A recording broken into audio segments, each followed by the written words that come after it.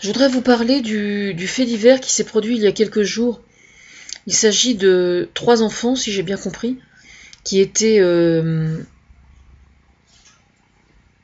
restés tout seuls avec leur père, et le père est décédé d'une crise cardiaque. Et au bout de 2 jours, je crois, 2 ou 3 jours, il y a la fille aînée, le frère aîné donc emmenait ses sœurs à l'école et ne disait rien pour la mort du papa parce qu'ils avaient peur qu'on les sépare. Alors je voudrais attirer votre attention sur une association qui s'appelle SOS Village d'enfants, dont s'occupe Annie Dupéret. Et il y avait eu un concert qui avait été retransmis à la télévision au moment de Noël, qui était absolument génial, qui était un petit peu inspiré par moi, par certains côtés, j'en suis super fière. Et je voudrais bien avoir ce concert en DVD ou la possibilité de le revoir, j'aimerais bien. Mais en fait, si je fais cette vidéo, c'est pas uniquement pour SOS Village d'enfants, parce que c'est une association qui est vraiment géniale, mais au sujet de la décision. Alors, je suis super contente, par contre, parce que ça c'est sur mes conseils, je suis super contente qu'on ait fait attention de ne pas séparer les 3 enfants. Alors ça, c'est vachement important parce que les enfants au sein d'une fratrie, spontanément, l'enfant aîné, quand il sent qu'il y a une déficience de quelque ordre que ce soit de la part d'un des parents ou des 2 parents, de façon spontanée, il devient le petit papa ou la petite maman des frères et sœurs qui sont plus jeunes. Ça se fait spontanément. Et donc c'est pour ça que c'est extrêmement important de ne pas les séparer. Par contre, donc je suis super contente que les autorités aient pris et se soient engagées à ne pas les séparer. Ça donc merci. Par contre, je suis pas trop d'accord avec le fait que vous partiez à la recherche de la maman.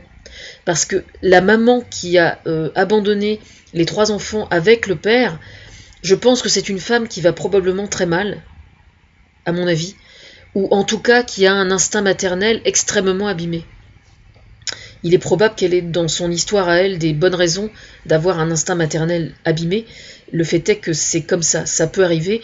Moi j'ai déjà été internée en hôpital psychiatrique, je ne me suis jamais trouvée dans une telle situation, mais je sais que dans un état de dépression extrême, une mère peut très bien se trouver en état d'être absolument incapable de s'occuper de ses enfants.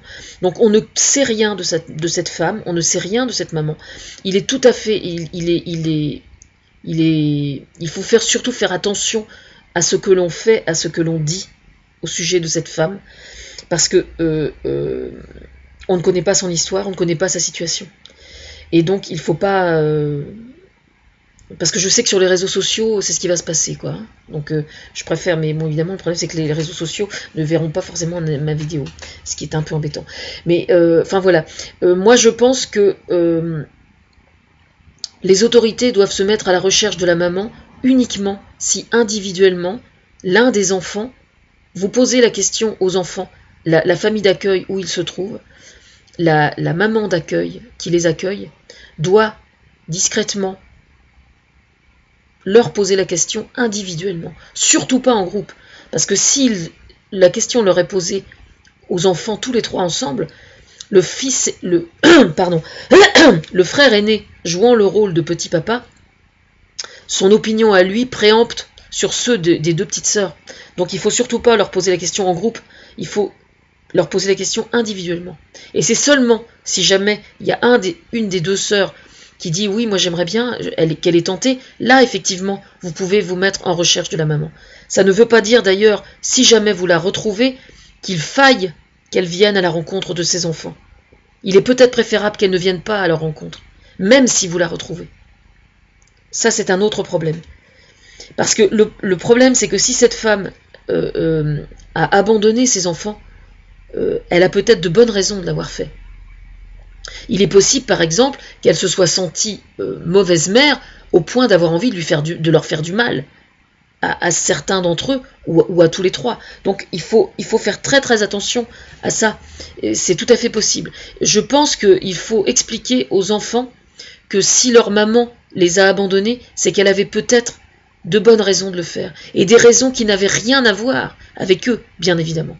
Il faut leur expliquer que si elle l'a fait, peut-être qu'elle, quand elle a été enfant, elle n'a pas été aimée par sa maman, peut-être elle est peut-être malade, elle a peut-être quelque chose de grave, elle a peut-être des difficultés qui sont qu'on ne connaît pas. il faut essayer il faut essayer de faire le nécessaire pour que les enfants lui en veuillent le moins possible.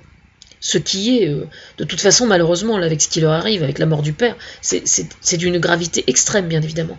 Et donc, dans le meilleur des cas, les travailleurs sociaux et la famille d'accueil ne va pouvoir que faire que ça leur fasse un tout petit peu moins mal. Mais de toute façon, malheureusement, les pauvres petits, ça c'est clair qu'ils sont très mal partis. Ça c'est certain. Mais moi, je fais confiance à la nature humaine et je suis persuadée que la famille où ils sont accueillis est une famille qui va très très bien savoir s'occuper d'eux. Ce que je veux dire, en fait, c'est que quand une maman se retrouve à élever des enfants seuls parce que le père a déserté, je voudrais simplement savoir si on se met à la recherche du père. Si la maman meurt, est-ce qu'on recherche le père?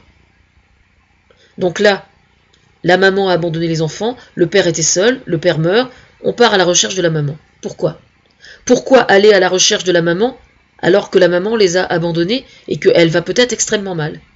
Si la maman va extrêmement mal, sur le plan psychiatrique par exemple, il est possible que ce soit bien pire encore de la faire renouer avec ses enfants. Parce que si jamais elle va vraiment extrêmement mal, elle peut leur faire beaucoup plus de mal en les revoyant qu'en ne les revoyant pas. Voilà. En fait, ce qu'il faut faire, c'est que si jamais vous la retrouvez... Parce que ce qu'il faut bien comprendre aussi, c'est que cette femme, elle lit les journaux ou elle écoute la télévision. Donc elle va entendre le nom du monsieur. Donc elle va savoir que son ancien mari est décédé de cette crise cardiaque. Donc si jamais elle se manifeste, c'est un autre problème. Là, c'est un autre problème.